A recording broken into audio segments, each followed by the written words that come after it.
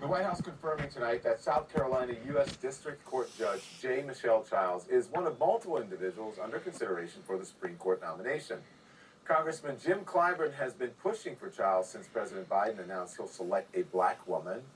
But that promise is outraging many on the right. Here's what they've been saying. But to exclude certain candidates based solely on race and gender is beyond extremely divisive. It may even be illegal. Biden didn't mention the Supreme Court nominee's legal qualifications or judicial philosophy or ability to perform one of the most important jobs in the country. He didn't even tell us she was a nice person. All he said was she's going to be black and she's going to be female, because to him that's all that mattered. Well, none of that's true. He said a highly qualified person and character and all of that. And they forget, as we reported here on this program last night, there were other Republican presidents who said that they were going to choose women as well, and an Italian American, partly based on his ethnicity. So joining me now, Callie Holloway. She is a columnist for the Daily Beast and The Nation and has been writing about this very important topic. Callie, thank you so much for joining us. I mean, we see this indignation. This is a headline from your column, your piece in the Daily Beast. It says, white men can't wait to get mad about a black woman Supreme Court justice. Why are these guys so outraged? There's suddenly this sudden interest that they have in making sure there's no gender or racial bias, right? And we didn't ever hear that expressed before, despite the fact that we have had a Supreme Court that for 232 years did not have a black woman on it. So, I'm always a little surprised or almost amused when I see this sudden concern when someone is mentioned as a potential candidate and they happen to be non-white or in other cases potentially not male. There's these questions about their talents and their qualifications that we don't see expressed at any other point. It only comes up when we start talking about folks who don't look like the people who have preceded them for centuries. I want you to watch this. This is Senator Josh Hawley.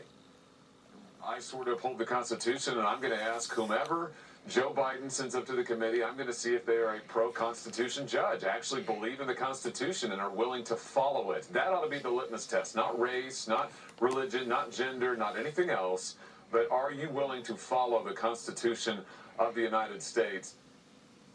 Okay, whatever. Why would a black woman with experience and extraordinary qualifications not follow the Constitution? Right, and I think these people are sort of telling on themselves, right? What would make you assume that a black woman wouldn't be the most qualified candidate to begin with? I mean, we know that a black woman who is at the point in her career where she's being considered for a SCOTUS seat, she is obviously going to be talented. She will have navigated essentially kind of a minefield of racism and sexism in getting to the position that she's in. So I don't understand these questions. I think that what we're really seeing is people who are they're uncomfortable with the idea of a black woman being placed on the court. They're uncomfortable with change. We've seen this kind of pushback before, and it's disguised racism and misogyny. When people argue Supreme Court nominees used to be judged solely based on qualifications or character, as you point out, they're ignoring what used to be the top of the checklist, and that was being a white male.